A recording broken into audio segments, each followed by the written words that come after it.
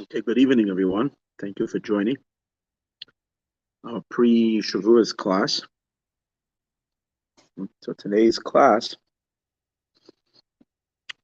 is a really fascinating discussion, but not too mystical at all. Very down to earth, but more practical and halachic. But a very interesting question. At what moment does everything start? When did Judaism really, as a Torah observance, as the Jewish practice, the Jewish faith, take effect? We know it evolves, to a certain degree. We start with the patriarchs. We call Avram Avinu the first Jew, Isaac, Jacob, the 12 tribes. The Israelites, the Jewish people, were in Egypt. And of course, the great monumental event is Matan Torah, the giving of the Torah. When a Gentile wants to become Jewish, there is a process of conversion. Anybody can convert to the Jewish faith. It's not easy, and we don't proselytize and try to get people to join the Jewish faith. Actually, it's the opposite.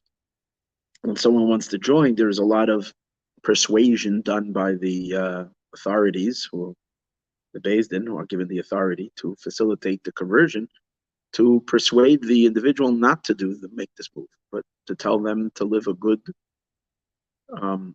life, following God's instructions for the Gentile, and by that having a portion of the world to come and having eternal happiness and satisfaction and fulfilling your purpose in the world. God did not ask or request from anybody outside of the Jewish lineage to join the Jewish to join the Jewish faith. However, permission is granted. Anybody could join if they want to join. Conversion is permitted, but again, it's not encouraged. It takes a lot of persistence, and only after persistence, if you want to do it the right way, of course, after a lot of persistence, you really, really want to, so you can go through the process of conversion. Now, how about the original Jews, the descendants of the patriarchs? They too had to go through a conversion. They must become Jewish. It's not everybody had to go through that procedure. It's just that the Jewish people and those of the Jewish faith did it back then as a collective whole. We all did a unified conversion.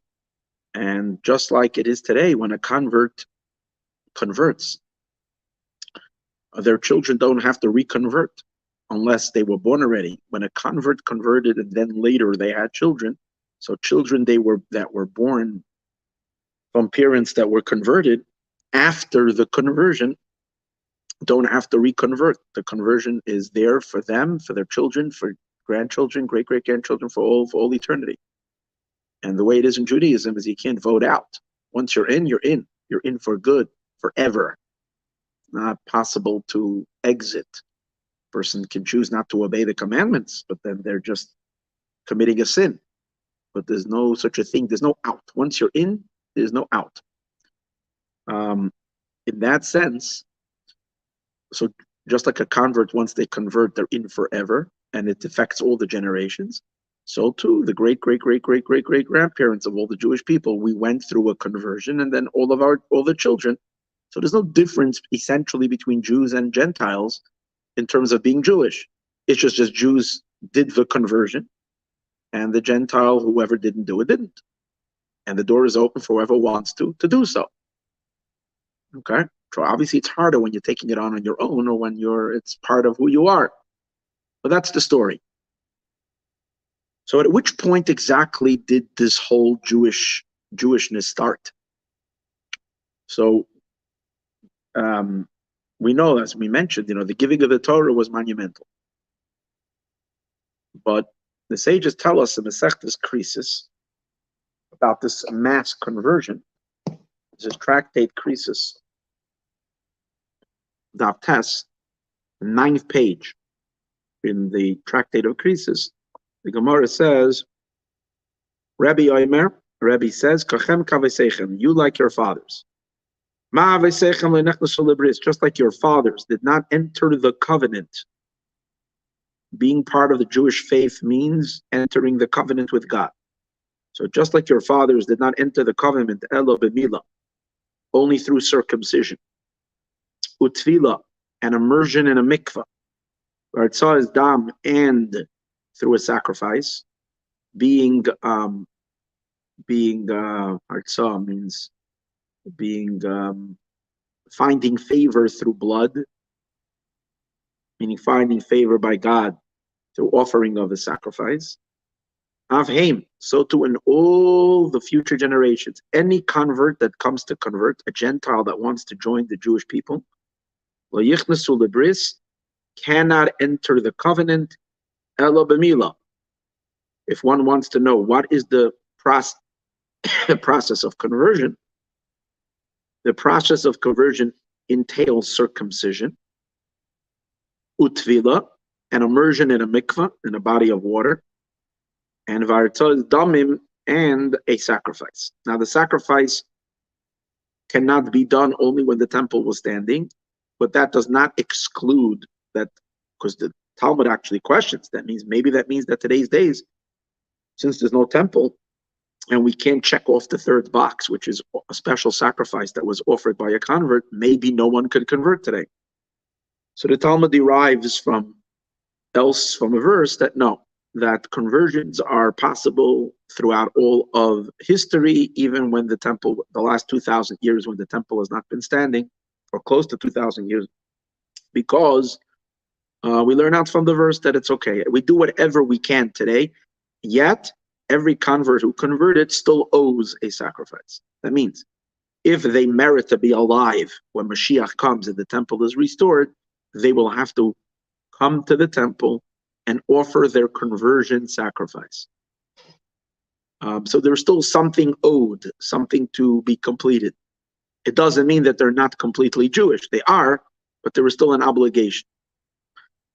But in the time when the temple stood, you needed to actually bring the sacrifice, and only then was the conversion completed. So for men, today's days, men need the circumcision. Women obviously don't. But for the women, it's the immersion in the mikveh. For the man, it's the immersion in the mikveh and today's days, and a circumcision. Fine. So, but he mentions over here that our forefathers also went through this process. Conversion there's no way around conversion. You need to convert if you're becoming Jewish. So we converted. When was our conversion? So the sages say the conversion happened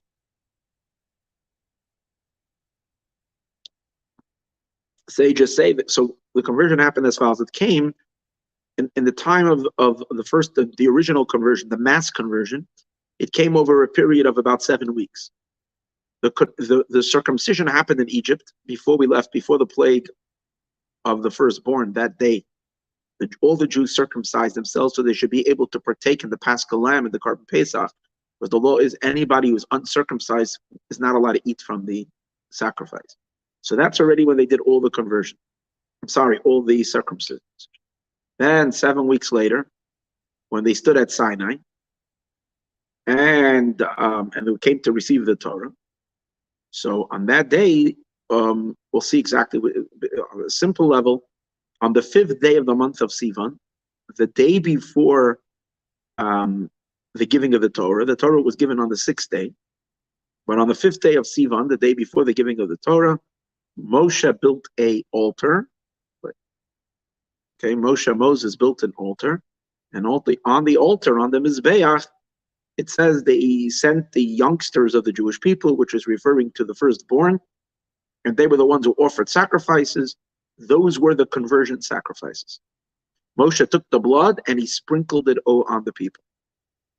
So you have the sacrifice, and then the sages derive from the fact that it says he sprinkled it on them.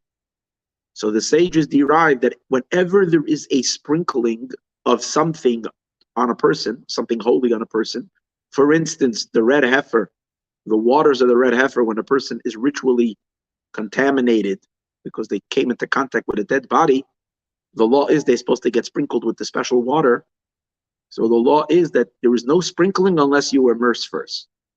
First, it's an immersion, and then there is a sprinkling. So the sages derive that since it says Moshe sprinkled on them the blood, it must be they first went to the mikveh, they immersed, and then he sprinkled on them. So it comes out that our conversion at that time was a duration of 7 weeks. We began the process in Egypt on the day before Passover, and we concluded it a day before Shavuos, when they did the sacrifice, and they got sprinkled.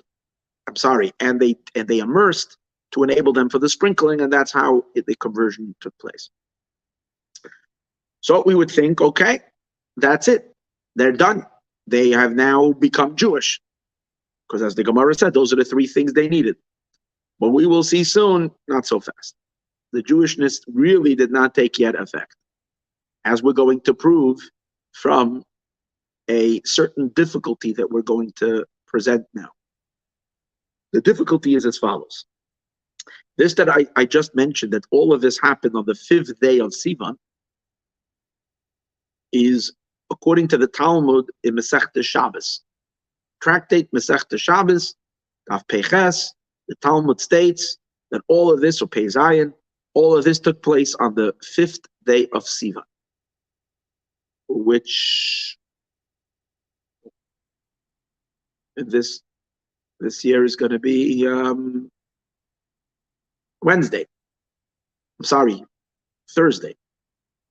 Okay, 5th day of Sivan is going to be this coming Thursday. So then the 5th day of Sivan, the day before the giving of the Torah, which on that year was on a Friday. The 5th day of Sivan was on a Friday because the 6th day of Sivan, which was the day that the Torah was given, was on a Shabbos. That is what it says in Tractate Masechta Shabbos. However, there's a certain type of a midrash called Mechilta. Mechilta is a midrashic. It's a midrashic commentary, again written by I think by Rabbi Shmuel, Rabbi Akiva, I'm not sure, by one of the two, who wrote the Mechilta. And in the Mechilta, it brings an argument, 2 opinions, about when the building of the altar and the offering of the sacrifices and the sprinkling of the blood, which included also the pre-dip, the crucial dipping in the mikveh, when it took place. The first opinion mentioned in the Mechilta is that it happened on the 5th day of Sivan, as mentioned, like the tractate Masechta Shabbos, on the day before. And that's when the main conversion, if we might say, took place. However, Rabbi Yossi bar Rabbi Yehuda, okay, you're all familiar with the famous Rabbi Yehuda of the sages, Rabbi Yehuda, Rabbi Meir. He's like the most popular sage, Rabbi Yehuda. He's mentioned, I saw today, more than any other sage in all of the sages of the Mishnah. Rabbi Yehuda is mentioned most. Now, he had a son called Rabbi Yossi. Rabbi Yossi, Rabbi Yehuda argues, and he says, no, boy bayoim, all of this took place on that day, which means that the making of the building of the altar and the offering of the sacrifices and the sprinkling of the blood and all the Jewish people saying everything that God spoke, we will do. All of that happened boy bayoim on that day. Which day? It's referring to the day of the giving of the Torah. It was before God came down on the mountain. And as Moshe brings them out towards Har Sinai, it seems like the mountain was already aflame, blazing with fire. The smoke was going up to the sky. It was spectacularly awesome. It was really, really frightening, like you can see on that flyer. The great flyer for the Mayan event. Really, really cool. And so it was like really, really, really an amazing, and yet Moshe, but before God starts speaking and telling them the 10 commandments, Moshe had some business to do. He builds the altar, the Jewish people offer sacrifices, they all go to the mikveh, they dip. Where they had a mikveh, well, they had the special rock that provided them with water, the spring water, and that's where they all went to the mikveh, and they got sprinkled with Moshe. They entered the covenant, and then God spoke to them the 10 Commandments. So all of that happened on that day, which is the day of Matan Torah itself, on the 6th day of Sivan. So here we have two opinions. We need everybody to keep track. One opinion is that it happened on the 5th day of Sivan, the day before the giving of the Torah. The other opinion is Rabbi Yossi, the son of Rabbi Yehuda, who says no, Boi Bayayim, it happened on the day of the giving of the Torah itself. That was the day that the sprinkling took place. Now, the problem over here is, the question is, according to Rabbi Yossi, the son of Rabbi Yehuda,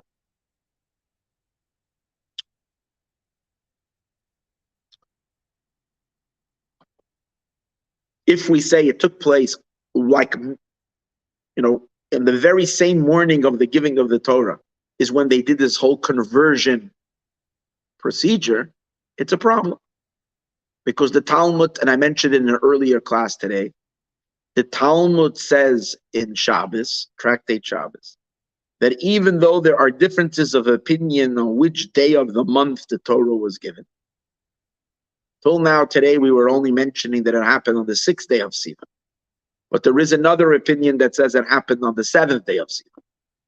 It shouldn't shock you, because everything in Judaism is full of opinions. There is nothing that is just everybody agrees on. So there is an argument. However, the Talmud says everybody agrees that even though the day of the month is questionable when it took place, but the day of the week was definitely Shabbos. That means the Torah was given on Shabbos morning. Now, if the Torah is given on Shabbos, here is the problem. Only we can have such problems. Only Jews can come up with such technical difficulties. What's the problem? The problem is, then at the very moment we were converting, we were in violation of the Torah. The conversion itself was in violation of the laws of conversion. Because according to the laws of conversion, you're not allowed to convert on Shabbos. So here we have a big problem. If we say that the conversion happened the day before, that's okay. Because then it was on Friday. The conversion took place, meaning the parts of the conversion. The immersion in the mikveh and the offering of the sacrifices happened on Friday, on the 5th day. The giving of the Torah wasn't the 6th day, was on Shabbos. No, okay, no problem. But if we say that the conversion was on that very day, according to Rabbi Yossi, and we're going to accept that it was on Shabbos, because the sages say everybody says it was on Shabbos. So then, according to Rabbi Yossi, the son of Rabbi Yehuda, was also on Shabbos. On Shabbos, it is forbidden to do a conversion. Where do I take this from? This is in Rambam, Maimonides, chapter 13 of the laws of forbidden relationships. In the laws of forbidden relationships, the Rambam talks about who's Jewish and who's not Jewish. And the Rambam gives us, because obviously when it comes to relationships, marrying a woman, that's where the question becomes. Or marrying a man, is he Jewish or is he not Jewish? Is she Jewish or not Jewish? So you need to know the law. And there the Rambam talks about Jew not versus non-Jew, Jew and Gentile. And the Rambam talks about, Maimonides talks about the process of conversion. So in the first law, he brings the three things that I mentioned earlier that you need in order to convert. Let me read you quickly. With three things, our forefathers entered the covenant: b'milo, with circumcision, with tefillah and immersion, with korban, and through offering a sacrifice. And then later, Rambam says like this in law number 6, again, chapter 13, laws of forbidden relationships, chapter 13, halacha vav. Ger shamol v'loy tova. What happens if you have a convert who's circumcised but he did not immerse in a mikveh? Oy tova v'loy mol, or he did the opposite. He immersed in a mikveh but did not do a circumcision. Einoy ger, he's not a convert. The conversion did not take effect. He needs to do both until he will circumcise and immerse. Now he needs to immerse in front of 3 people. The immersion in a mikvah must be in the presence of 3 individuals. Why? Okay. Because a conversion is called a mishpat. Rambam doesn't say it here, but so it's explained. Conversion is called a judgment. It's a serious matter, so it's called a judgment. And a judgment must be done by the court. So you need to have a valid Jewish court, which is 3 individuals, 3 rabbinic figures. They are there watching the conversion. And as we know today, when someone converts, they dip in a mikvah, but it has to be the Beis Din has to be there watching. But now the Rambam continues. Since it requires a Beis Din, a court, we don't do it on Shabbos. Because on Shabbos we do not hold court. One of the prohibitions of Shabbos is a day just of kindness, compassion, and love. And a court represents justice and so on and so forth.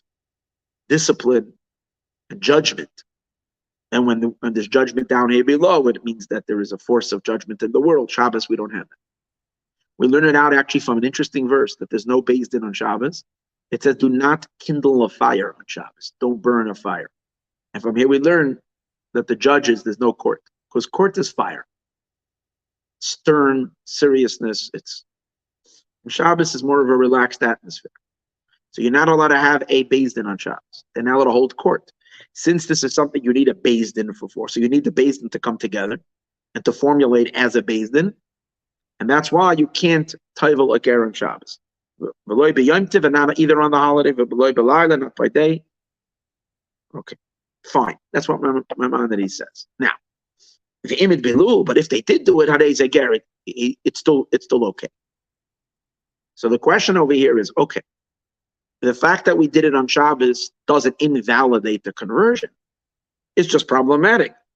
I mean, if we are now going to accept the Torah, why would we accept the Torah in the way when we're in the process of accepting the Torah and becoming Jewish and doing it in a violation?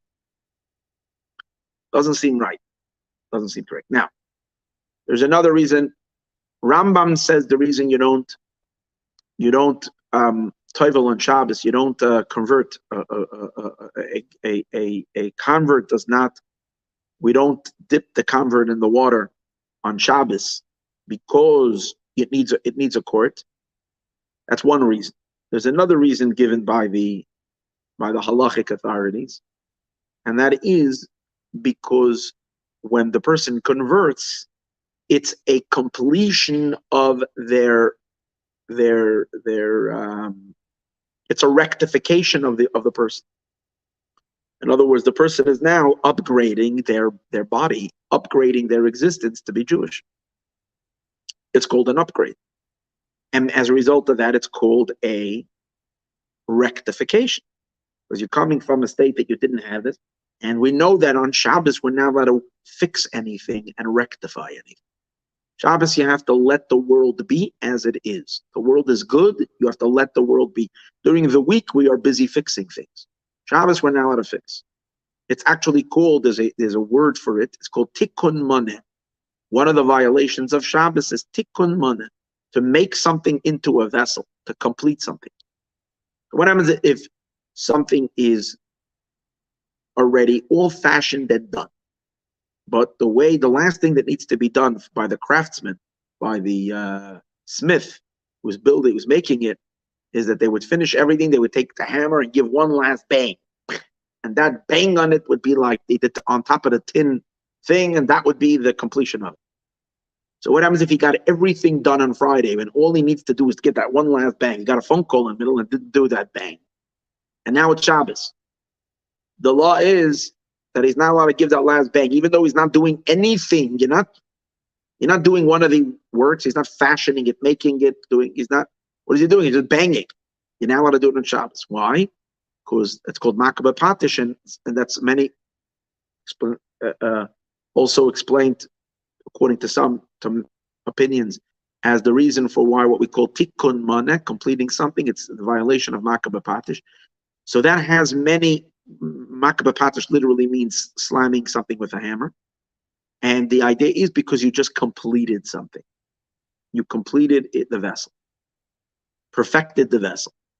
In our case, when a person is rectifying himself to become Jewish, which takes effect when he dips in the mikvah and he submerges under the water, and that's the reason why we're not allowed to do that on Shabbos. So again, either it's because we need a beis din, we need a court, and we can't hold court on Shabbos like Maimonides says, or because this is called fixing. Ain't allowed to fix something on Shabbos. Either case, it's not supposed to be done on Shabbos. And since it's not supposed to be done on Shabbos,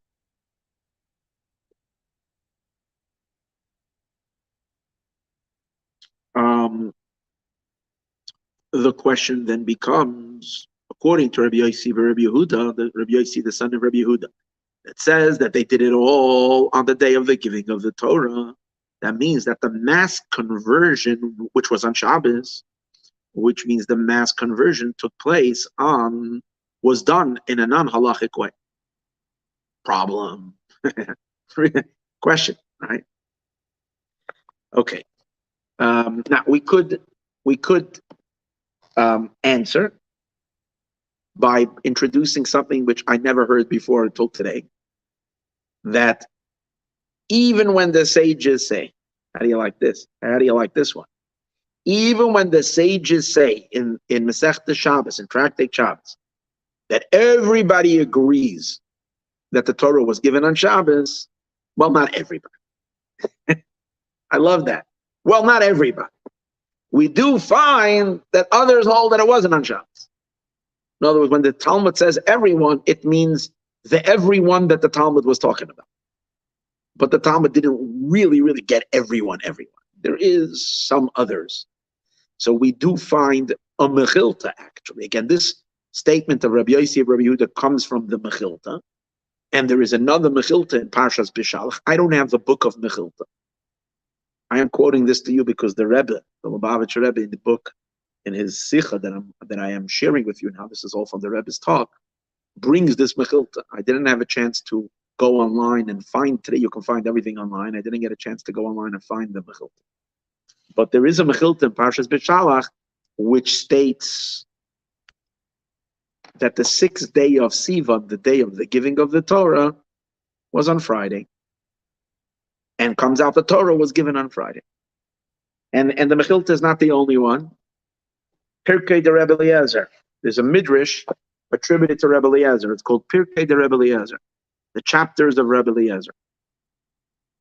And he brings Rebbe Elazar ben Azariah Omer. Rebbe Elazar ben Azariah, pretty serious sage over here, who says, this is in the 46th chapter of Pirkei de Rebbe Eliezer, right at the opening. Erev Shabbos b'shisha l'chodesh. On Friday, on the 6th day of the month, b'shei shaz b'yoim, 6 hours in the day, kiblu Yisrael asadibros. That means midday, smack in the middle of the day, 6 hours into the day, kiblu Yisrael asadibros. That's when the Jewish people heard the 10 Commandments. They received it from God. And if you ever wonder how long it was, this whole thing. Ubetesha shas b'yom, 9 hours in the day, they went back to their tents. I never realized it was a 3-hour experience. But it was from 12 till 3 in the afternoon. I always thought the giving of the Torah seems to have been a procedure of the morning, early morning. But here it says it happened midday. Now it does say Moshe took the people out in the morning, but looks like until the actual action began was 12 o'clock midday, 6 hours into the day. But over here it states explicitly that the giving of the Torah happened on Friday. So we can then answer the question. Rabbi Yossi bar Rabbi Yehuda, who says that the conversion, all the procedures of the conversion took place on the same day of the giving of the Torah. Which we're having a problem with that, because then it happened on Shabbos and you're not allowed to do a conversion on Shabbos. But we will our answer. Here's our way out. Rabbi Yossi and the son of Rabbi Yehuda is of the opinion of like Rabbi Elazar ben Azariah and Pirkei Rebbe Eliezer that it wasn't Shabbos. It was Friday. Friday, you're allowed to, there's no problem that you can hold court on Friday. You can fix things on Friday. So being that it happened on Friday, it wasn't on Shabbos, we are good. So this would be a possible answer, a possible way to wiggle our way out. But the Rebbe says, not so fast. Because the Rebbe finds a midrash, another midrash called Midrash Lekach Tov. The Midrash Lekach Tov is, again, a midrash is always a collection of teachings of the sages, which that midrash quotes the argument between the two opinions of when the conversion took place. If the conversion happened on the day before the giving of the Torah, or the conversion happened on, let me make sure that you hear me. Yeah, seems to be fine. If the conversion happened the day before the giving of the Torah, or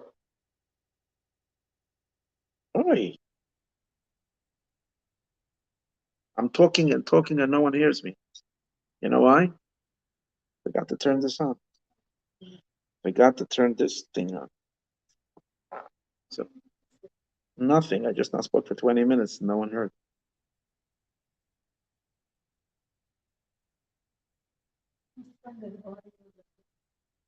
It's going to be very upsetting over here.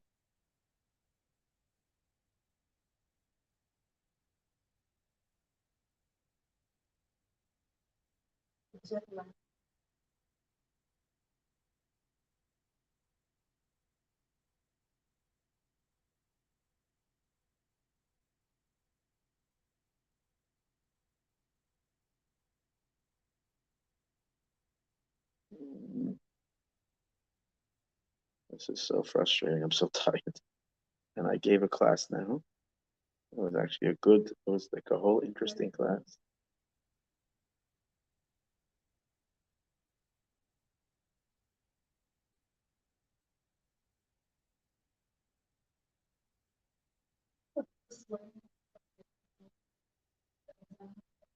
Yeah.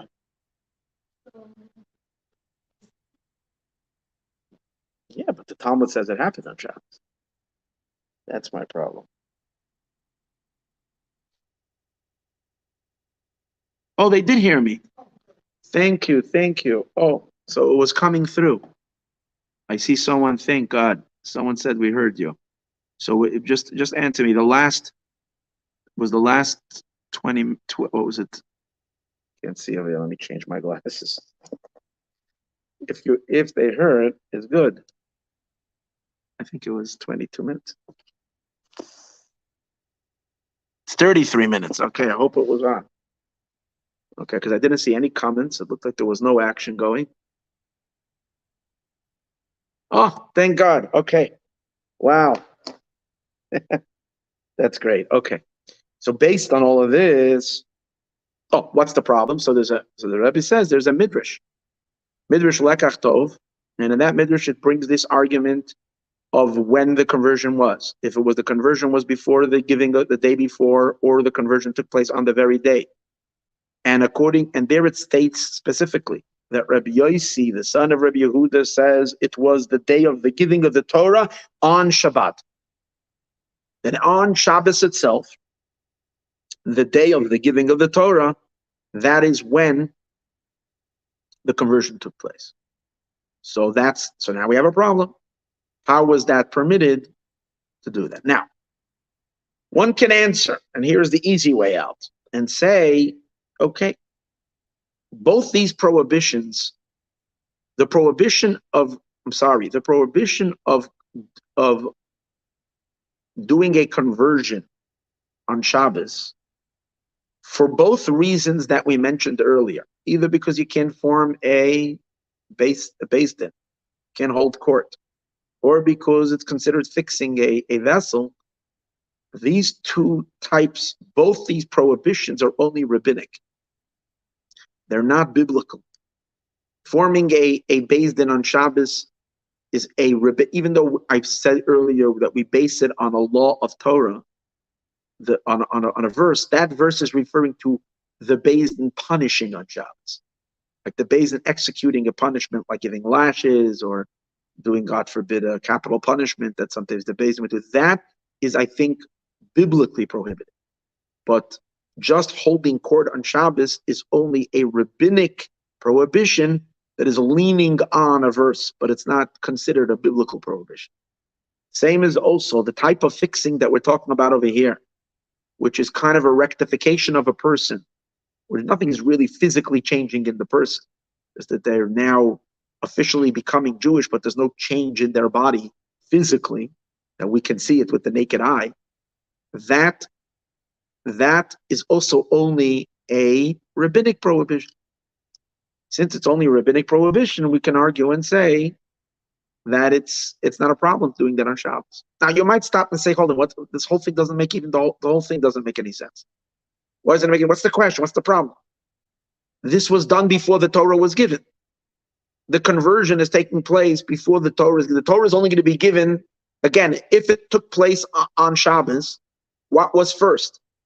First was the conversion. Moshe builds the altar, and everybody goes to the mikveh. Everybody does a dip, and then afterwards God spoke to them. So that means that the mitzvah and one of the 10 commandments is thou shalt keep the Shabbos. That means that the keeping of the Shabbos is not taking effect until midday, like we just saw, until the time when the Torah is given. In the morning hours, they didn't yet have the obligation to keep Shabbos. What was the conversion? The conversion was they were now accepting to keep everything when it was going to happen. But at that time, there was no yet Shabbos yet, because it wasn't yet commanded. God says, remember the day of Shabbos only 2 hours later. So at that time, it was still permitted, so that we shouldn't even have a question of it. But the reason why it is problematic is because we know that some mitzvahs God gave the Jewish people before the giving of the Torah. You know, the giving of the Torah happened at Sinai on the 6th or 7th day of the month of Sivan. But earlier than that, when the Jewish people were in a place called Mara, which Mara was a few stations before Sinai, over there it says God gave them some mitzvahs. Sham sam lo chayku mishpat. It's a verse in Parshas Beshalach, in Exodus over there, right after the splitting of the sea. It says they came to a place and the water was bitter, and Moshe took a stick and threw it into the water and it became sweet. So in that place, God gave them some mitzvahs. And one of the mitzvahs he gave them was the mitzvah of Shabbos. And the simple meaning of it is they started keeping Shabbos already then. So that means Shabbos was already in full force. If Shabbos wasn't already in a full force, so we have to consider not violating Shabbos. And here we're all doing a conversion that's in violation of Shabbos. Now you might answer, and that's the answer that we're trying to give now, that it's only rabbinic. It's not a biblical commandment. So if it's not biblical, it's only rabbinic. And maybe the rabbis didn't even enact it yet, because the rabbis weren't around yet to enact, meaning the whole force that happened in the later generations, where they were given the authority and the ability to be able to enact certain prohibitions, and therefore it's not a problem. But it is a problem. It's not a problem fundamentally, but it's a problem which is in the spirit of the giving of the Torah. It doesn't fit. Why? Because the sages tell us that Avram Avinu, our father, kept the entire Torah before it was given, including rabbinic prohibitions.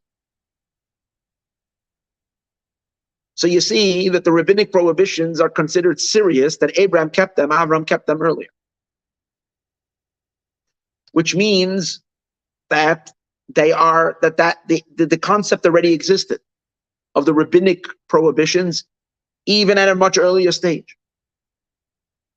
So we can technically find loopholes over here and try to say, yeah, it wasn't yet officially instituted, and therefore it was okay, and so on and so forth.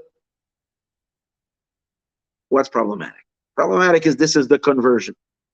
Why would it be done in a way that the main conversion to become Jewish and accept to live your life according to Torah would be in a way that later is considered a violation? It just doesn't, it doesn't sit well. That we should be going into something with your left foot. It's like, at least when you go into it, do it right. Here we're doing it wrong from the very get-go. And that's the way God is setting it up, that we should do it wrong at the very get-go. So we can find excuses why, when, where, when it was okay, it doesn't feel right. Because we said earlier, even Avram Avinu, our patriarchs, when they kept the Torah, they kept even the rabbinic prohibitions.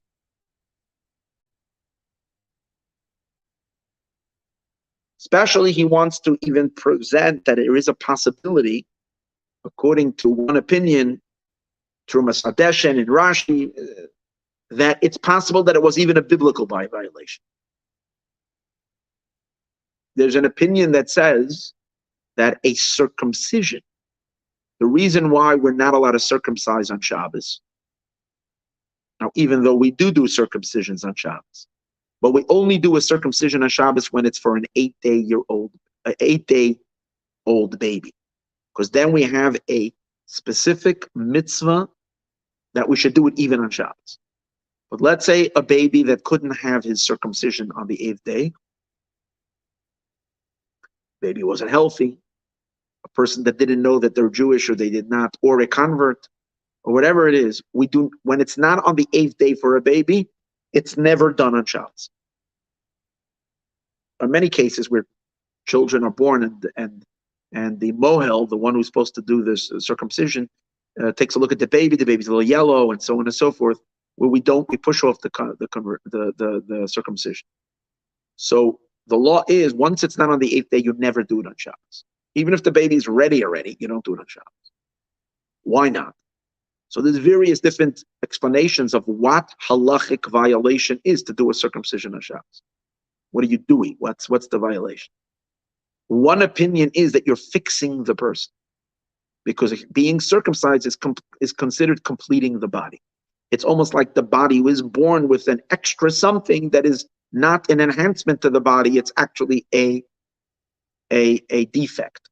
So removing the foreskin and allowing the baby is like finishing a vessel, as we spoke earlier. And according to one opinion, that is a biblical prohibition. According to that, if a baby becoming completed as a Jew through a circumcision is called finishing the body, a convert who's converting and becoming Jewish through the conversion is definitely considered a fixing of the body, and might even be touching upon a biblical prohibition. And if that's the case, we go back to the question, how was this done on Shabbos? Again, this is Torah discussion. And what I mean is, it's more Talmudic type of a discussion that we're having here today. But the answer to this is really cool. And it will really take us into the giving of the Torah in a very, very real way. That's what I liked about this. When I learned this, I said, wow, this is cool, because it gives you a sense of the power of the moment, of what was going on. So the answer to this that the Lubavitcher Rebbe offers, is as follows. He says that the conversion that took place by Sinai,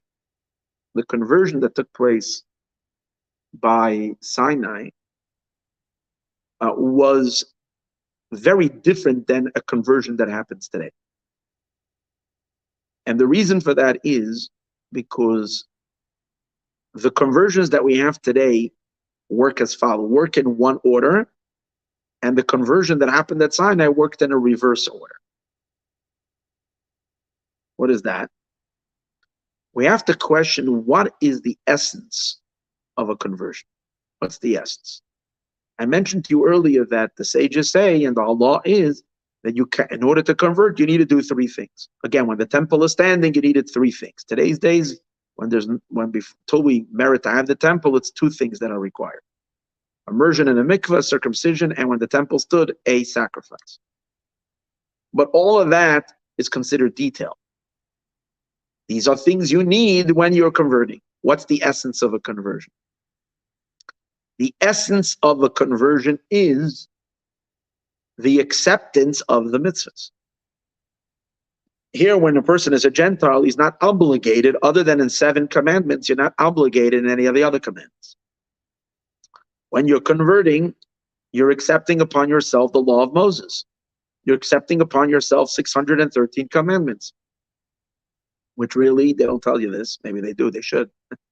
Really is a couple of million commandments with the details and sub-details and details of details and so on and so forth. There's a whole lot of commandments. And this is what needs to be accepted. And if a convert says, I'm accepting 99%, there's just a few of them that are too difficult, or I'm not, or I don't agree with, or I don't like, or whatever, then the conversion is invalid. It's 100% acceptance. That's the rule. You have to accept the mitzvahs. It's called Kabbalah Sam mitzvahs, the acceptance of the commandments. So the question is, when the Talmud says you need 3 things in order to convert, and Maimonides says we need 3 things, how come they don't say we need 4 things? Circumcision, dipping in a mikvah, korban, which is a sacrifice, and Kabbalah Sam mitzvahs, accepting the mitzvahs.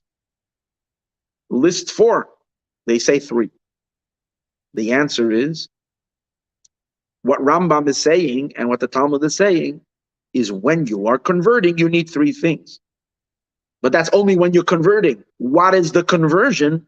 The conversion is the acceptance of the commandments. The 3 things are things you do to make it happen. But there's the essence of it. That's not one of the things. That is the thing itself. There are components that have to go along with it to make it happen. Like 3 conditions that you need. You need this, you need to do this, you need that. Those are you have to check off a few boxes. But then there is the essence of it. What's the essence of it? The acceptance of the commandments. So that cannot even be considered as one of the things. That is what you're doing. You're going into the covenant. The covenant meaning you're going into a covenant with God that you're going to keep his commandments. So that is the essence. That's the core of it. And then there are things that are done in order to help facilitate the transition of being a non-covenant member to becoming a covenant member. So you need to do these 3 things. But that, of course, is in addition to the main thing, and that is to accept the commandments. So much so that in Shulchan Aruch, in the law, code of Jewish law, it says, in the laws of conversion, it says that the acceptance of the commandments must be done in front of the court. Regarding the dipping in the mikveh, the immersion in the mikveh, I mentioned earlier that it must be done in front of the court, like the Rambam says. However, over there is a debate. If the Beis Din was not there during the times, the person that if the convert went in alone into a mikveh and dipped, and we know there's a camera, they know the guy went under. It's not a question if he did it. We know he did it, but it wasn't. Or there were witnesses, but there was no Beis Din. There were no 3. So there was 2 opinions in Shulchan Aruch if it's valid or if it's not valid. But there is an opinion that it's valid. But the acceptance of the commandments must be done in front of the court. Why? Because that's the essence of the conversion. Based on this, we're going to understand why the conversion by Sinai was different than a conversion doing today. In today's conversion, the way it works is that the person needs to first contact the Beis Din, and the Beis Din tells they go through the whole procedure, and then they have try to reject the person, give him a hard time to make sure that they really mean it. Finally, and they have to study and learn, and finally, when the person is ready to make the conversion, they set an appointment with the Beis Din. They come meet the Beis Din, and the Beis Din is going to ask them if they are accepting. The Beis Din has to go through. This is the law. You have to go through you don't go through all the 613, because then the Beis Din will be sitting there for an entire year, going through all the commandments. They don't have to go through in detail. Beis Din is going to the court has to reveal or explain to this convert quite a core of the mitzvahs, some of the lighter ones and some of the more major ones, whatever is considered light and major, meaning major ones that carry a serious punishment if you don't come to keep them, and then the minor ones. They have to also reveal to them some of the rewards and punishment for these commandments. They should know what they're getting themselves into. After the Beis Din says this to them, Beis Din will ask the individual, do you accept to observe these commandments? And the person says yes. When the person accepted, I was once part of the Beis Din for a conversion, only once in my life. When the person says, yes, I accept the commandments, after that, they will go to the mikveh and they will do. So we do the acceptance of the mitzvahs first, and then we follow up with the circumcision and with I'm not sure on circumcision, maybe they do early, I'm not sure. But the mikveh, for sure, is the last thing that is done. They go to the mikveh and then they're done. According to that, we understand. Since they've already accepted the mitzvahs, so they've gone into the covenant already. It's only a technical detail. You still need to go to the mikveh. When they will go to the mikveh, and the mikveh will complete their conversion. It's like going under, and as you're going under in the water, the download is taking place. Download, the Jewish soul is downloaded into their body, and when they come out of the water, they're Jewish. Since the immersion in the mikveh comes after the acceptance of the mitzvahs, and when they're going into the water, they're now completing the conversion. It's the last and final part of the conversion. It is for that reason that you can't do that on Shabbos. Because you're doing an action that's completing a conversion and they're fixing something, as we discussed earlier, fixing the person, which is prohibited on Shabbos. Or because it's the completion of the procedure, it's called a judgment. Remember, we said earlier, conversion is called a judgment, and it requires a Beis Din to be there because this is the completion of a major happening, and that can only be done with a Beis Din. And we said earlier, we can't hold court on Shabbos. So that's why we don't do it on Shabbos. That's with every conversion. But at Sinai, it worked in the reverse order. When did we accept the mitzvahs? We were not facing a human court to accept the mitzvahs. We accepted the mitzvahs directly from God. At Sinai, God spoke to us. And when God said, I am God, your God, thou shalt not have any other gods besides for me. And keep the day of Shabbos, and honor your father. Thou shalt not steal. Thou shalt not commit adultery. Thou shalt not murder. And all these commandments, at that time, we accepted them. We said yes. Comes out that when they did the conversion, which they did before that, either they did it the day before, like we discussed earlier, according to one opinion, or they did that very day. But since it was done before they even did the main part of the conversion, which is entering the covenant, which is accepting the mitzvahs, comes out that their conversion that they were doing was a preparation for conversion, but it wasn't conversion. Now, it was like suspended in the air, and it would like take effect after they accepted the mitzvahs. But then it would take effect on its own. Comes out that there's no problem going in the mikveh on Shabbos, because you're not fixing anything. Because when they came out, they went in as a Gentile, and they came out as Gentile. They only now did what is necessary. After they will accept the commandments at Sinai, when they're standing at the foot of Sinai, and they would accept the commandments, that's when they became Jewish. And then they're not doing any prohibition. That's God doing that. God is giving them the commandments. They're not doing it. What are they doing? They're going in the mikveh. But when they went in the mikveh, and they got sprinkled with the blood, all of that, which was all part of the offering, that was all prior to the completion of the conversion. And for that reason, it doesn't need a court, because it's mainly when it takes effect, its completion. It's like when you're signing on the dotted line, and now you're obligated. It's like when you hit that button, submit. That's the main thing. Once you submit it, it's done. It's a done deal. You submitted the purchase. They charged your card. So when is the moment that we become connected to God and become Jewish? That happened when God spoke to us that time. Now, one can question and say, maybe not. Maybe they already accepted the commandments earlier. How do we know that? So we're all familiar with the concept that the Jewish people said, Na'aseh v'nishma, we will do and we will hear.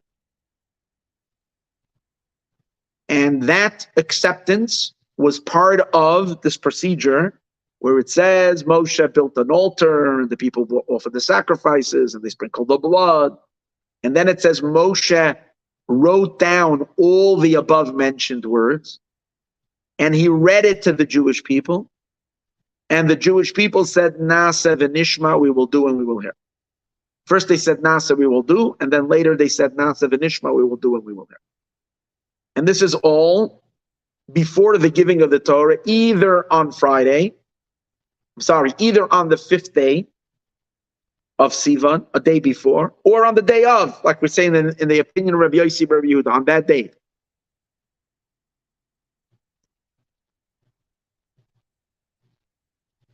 Now, shouldn't that be considered an acceptance?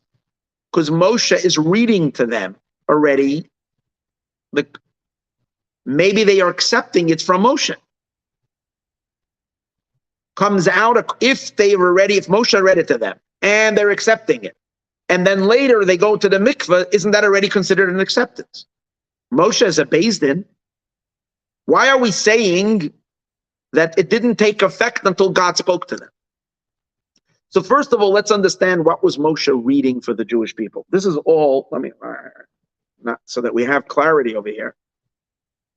The Torah relates the story of the giving of the Torah in two Torah portions. One of them is in Parshas Vayisro, where the Torah actually tells us the narrative of the whole event that went down. How on the 3rd month they came to Mount Sinai and God gave the commandments. And in the next Torah portion, Parshas Mishpatim, it gives all the laws mainly governing between people, laws pertaining to financial matters. And then all the way in the end of the Torah portion, Parshas Mishpatim, it discusses that over here, this is in Exodus, in Shmois, chapter 24. It says that God tells Moshe, come up to God. And Rashi says, and over here it discusses that he built an altar and he sprinkled the blood on the people. And the people says everything that God said we will do. And Vayikach Sefer Abris, Moshe took the book of the covenant, Vayikra ba'ozne ya'am, and he read it in the ears of the people. And the people said, whatever God said, we will do and we will hear. So Rashi tells us, Rashi, the chief commentator on the Chumash, says that this happened, this passage of the Torah is not chronologically in the right order. This event happened before the giving of the Torah. Because the way the Torah puts it, it's after the 10 Commandments. But Rashi says it really took place before the 10 Commandments. And that's based on the Talmud, that it happened before. It happened this was the covenant that took place on the day before the giving of the Torah. Fine. But when it says that Moshe took, Vayichtov Moshe wrote down as Kol Divrei Hashem, all the words of God. What is he writing? The Torah wasn't given yet. So Rashi says, he wrote from Bereshis, from Genesis. The Torah was never written down. The story of Genesis. Moshe wrote down from Genesis, from Bereshis, through Exodus, until the part of the mitzvahs, until the giving of the Torah. The Genesis and Exodus, Bereshis and Shemos, until this part, Moshe wrote it for them and he read it for them, plus the 7 Noahide laws, plus the few mitzvahs that they had when, remember we said earlier, they had got mitzvahs already. Some of the commandments they were already given at Mara, when a few weeks earlier. So all of that Moshe read before them, and they said everything that God spoke, we will do and we will hear. More than that, they didn't have. This is still before the giving of the Torah.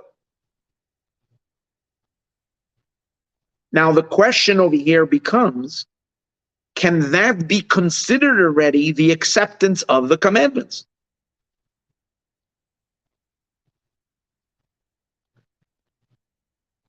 Now, why should that be considered, and which it should suffice for making them Jewish? For it, not completing it, but at least serve as that which we say a convert needs to accept the commandments. Can that be considered the acceptance of the commandments?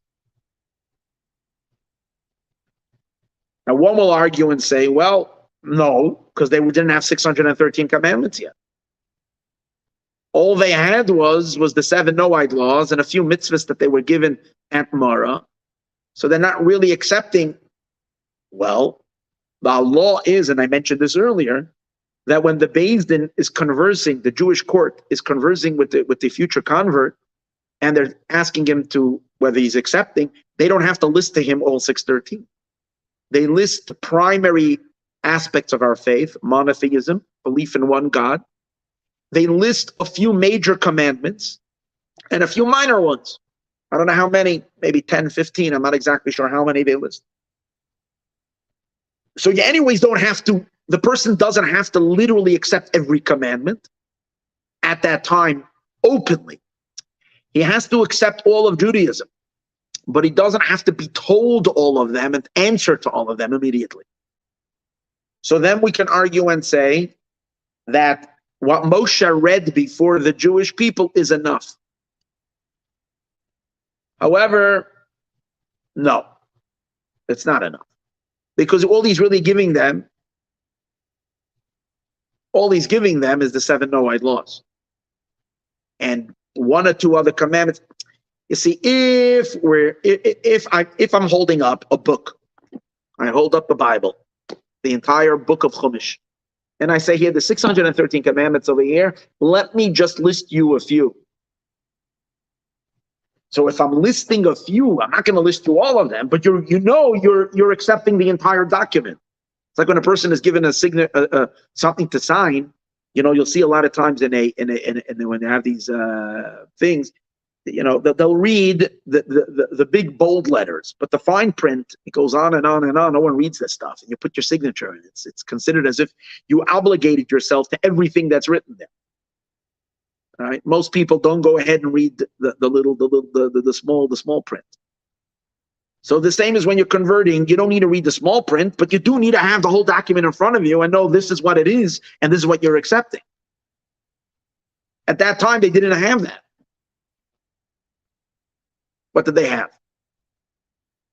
He had the mitzvahs that were applicable to all of mankind, and a few mitzvahs that were given to the Jewish people as pre-Torah. That wouldn't suffice. And even if we're going to say that when the Jewish people said, all that God has spoken, we will do and we will hear, is not referring to the mitzvahs that he gave us already. But they were so devoted to God at that time that they said, whatever God will say, it's as if we already heard. That's what it means. Nasa we will do, but Nishma we will hear. It means whatever God has in stock, we're already accepting. So they are accepting all the future commandments. And that was so great about this moment. It was God was so excited because they were so willing to obey his commandments, even though they had no idea what he's going to ask of them. That's how deep their devotion was. And therefore, we should argue that even before the giving of the Torah, literally, even before God starts speaking, it's considered as if they accepted it already.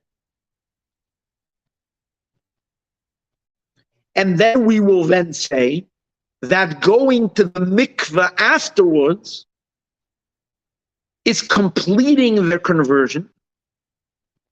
And then we will have a problem how they were able to do it on Shabbos. Because to complete a conversion, you're not allowed to do it on Shabbos because you're fixing a person. But the Rebbe, again, I'm just sharing with you the Rebbe's talk over here. The Lubavitcher Rebbe says, no, I don't accept that. That doesn't seem right. Why? Because even if we're going to say it was a future acceptance, we can't consider that as accepting the commandments. Why not? Because you can't accept something that doesn't have any existence yet within the world. You can't make a commitment to something that doesn't have it doesn't have a beingness within this world. It's the law. It's laws, and there's a law in monetary law that if I sell you property that I don't own yet, the sale is meaningless. Or if I sell you the animals that are going to be born from my flock, from my herd of animals, from my livestock. Or let's say I tell you that all the animals that are going to be born in 3 years from now are going to be yours, and we sign a contract. It's invalid. It doesn't have any force because these animals don't exist yet. So here is what the Rebbe says. You'll say, what do you mean? Maybe not all the commandments were given, but some of the commandments were given, and we can kind of use that commandment as we have something to hold on to commit to, and then we'll get the rest, but we know we're committing. It doesn't work. Why doesn't it work? Because when it comes to conversion, and when it comes to speaking to a convert, the law is that if we spoke to him, to him or to her, and we conveyed to them some of the light mitzvahs that are not considered, they're not heavy. When I mean heavy, meaning if you disobey them, there's no major punishment. Small, it's minor. But you didn't give them some of the major mitzvahs, then it's not, and they accepted, it's not considered valid. And including that, you have to also tell them the punishments. You have to tell them some of the severe mitzvahs and the punishments for it. And the reason for that is, Rashi says, because if you only went with the light ones and you never went with the severe ones, it's very possible that when they find out what they've gotten themselves into, that the part of the package is X, Y, and Z. And X, Y, and Z are such serious things. And if I don't fulfill them, I'm liable with such a high level of liability. A person can argue and say this whole thing was I was deceived. Under that condition, I never accepted it. That's the reason why we need to give them a rundown. We don't have to tell them everything because that's impossible. But we have to give them a rundown of at least some of the very severe commandments, meaning difficult to keep, plus the serious punishments that are involved with them. So that when they are saying yes, they know what they're getting into, and it's a full commitment. That's the rule. So based on this, the Rebbe says, and this is the reason I gave this whole class tonight, for this one last teaching. And the Rebbe says like this: until you're not standing at Sinai and hearing God talking to you, you don't know what you're getting yourself into. Even if I'm going to tell you, even if Moshe was to tell them everything that God was going to say to them, but if it's not coming from God's mouth, it was coming from Moshe telling them the commandments that we're going to say, and they say, yes, we consider, and Moshe would tell them all the severe punishments and all that. And if, God forbid, they don't keep it, then blah, blah, blah, blah, blah. It's great, and they trust Moshe. They know Moshe is real.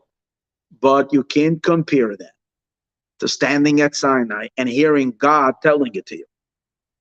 And it's very possible that you'll accept it from Moshe, and when you hear God telling you, then you realize how awesomely serious this business is, that you might cut and run for the hills. In other words, the power of that moment when God is talking. On the one hand, we would say, who can say no to God when God is talking? But when you realize how serious this business is, it's no monkey business. God is talking to you and he's telling you, and again, he leaves it up to your free choice to choose to commit or not. But once you commit, you're in. But you hear the force of God talking and telling you, I expect of you to do so and so and so and so. And here it's no more about the punishments. It's the fact that God himself is talking to you and asking you with such, and again, you can say, no, it's too much for me. I can't have such commitment. That's fine. But you at least know who you're dealing with and what you're dealing with. And therefore the Rebbe says, and this is what it brought to me, at least in my own experience, the thought of how powerful that must have been, how unbelievably, like earth-shattering and like metamorphosizing, transformational that was. When they heard God telling them the commandments and they made the commitment to keep it, that's a commitment. That was the commitment. And therefore all the promises and the nice and the shaking of the heads and the acceptance, even though it was for the full sincerity and the full thing, is not considered the acceptance of the mitzvahs. It needed to be an acceptance of God Almighty's request and commandment. They did it with their full hearts because they had powerful souls and they were willing to commit even though they understood what the commitment is. But what we're arguing over here is that they did not go into the covenant. They didn't sign on the dotted line until they heard. They couldn't have signed on the dotted line because they didn't have the document. The document is God speaking to them. They're entering into a covenant with God.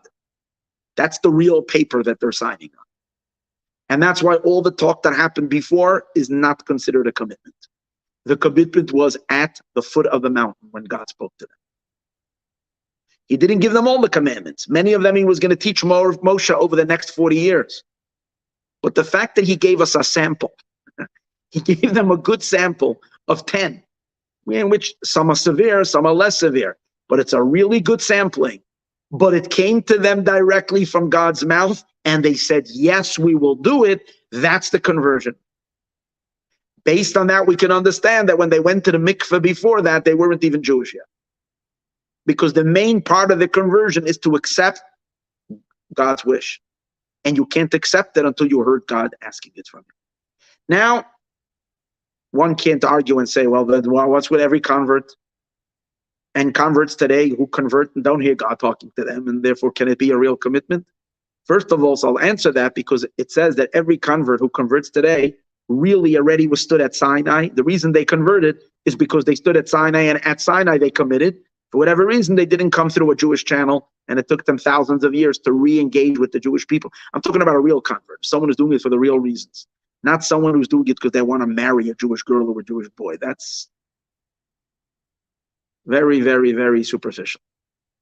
It's problematic. I mean, I know that courts, when people are married, they give a lot of leeway for that stuff, but it's not really the real deal. But a real sincere convert is because their soul stood at Sinai and they accepted it. So really everybody whoever was there and made that acceptance in full earnesty, at least in their souls. And the rest of the Jewish people, the ancestors of those that are born Jewish, were there. And therefore this acceptance is in our DNA. It's part of who we are. But it had to be made directly from God, to God, from the people to God. This will answer the question why, as we said earlier, why there's no problem with the mikveh that they went to, even if it was on Shabbos. Again, according to the opinion that it happened on Shabbos, and it was that very morning, it's not a problem because it was just a dip in water. It didn't have the power that a mikveh has today for a convert. Because again, by a regular convert today, it suffices that they stand in front of the court The court gives them a sampling of the mitzvahs, and they accept it. So now they're almost there. They're 90% convert. Now they just have a technical element. They need to go under the water for the completion of the download to happen. So therefore, since they're dipping in the water as a completion of the conversion, that's called fixing a person, and on Shabbos that's not allowed. It also requires a beis din because it's the completion of the conversion, which requires a court, and you cannot have a court on Shabbos. But by the giving of the Torah, over there it came in the reverse order. We did all the preliminaries, we did all the stuff that we usually do at the end, we did it before. The main primary conversion happens when they entering the covenant happened when God spoke to them and they shook their heads and accepted or answered, yes, we accept. And that could not have happened earlier.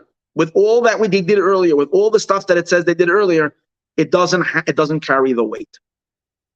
Because you can't compare the commandments before the Torah to after the giving of the Torah. Based on this, the Rebbe says, that's the reason we say that all the commandments we do today, we do it because we heard it at Sinai, and not because our forefathers did those mitzvahs before the giving of the Torah. There are mitzvahs, commandments that were given before Sinai.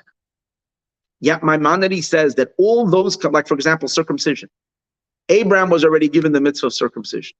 Another one is that you're not allowed to eat from the sciatic nerve. It's stated in Genesis. Yet the law is, Maimonides says, someone should not say, I am circumcising my child because Abraham did a circumcision for Isaac. I am not eating from the sciatic nerve because God warned Yaakov against eating. We're not supposed to think that or believe that or feel that. We're supposed to keep the commandments because God recommanded them at Sinai, at Har Sinai. Why? And the answer is you cannot compare the commandments before Sinai to the commandments at Sinai, because the experience at Har Sinai was a whole new level. And the severity of the commandments, and therefore the severity of obeying it, and God forbid not obeying him, it's a game changer. Because you're hearing it directly from God.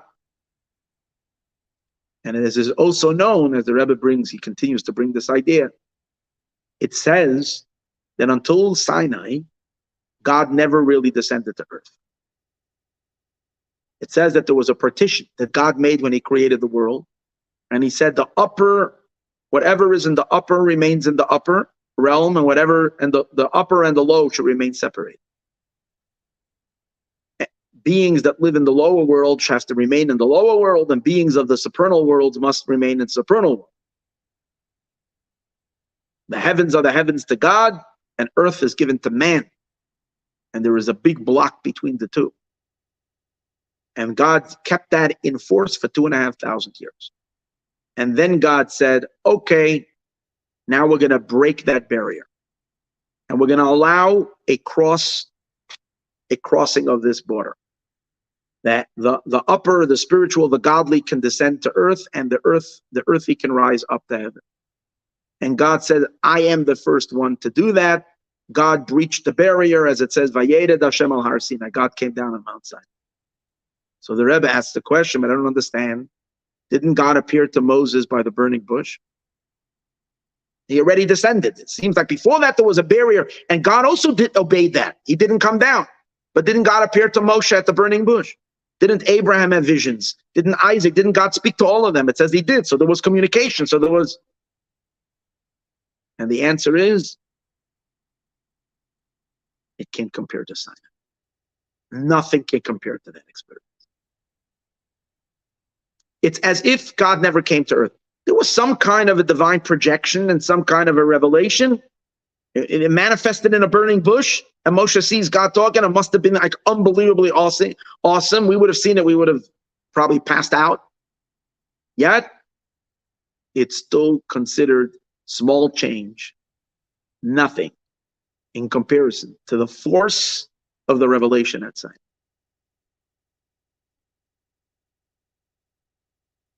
And Therefore, it changed everything. So much so that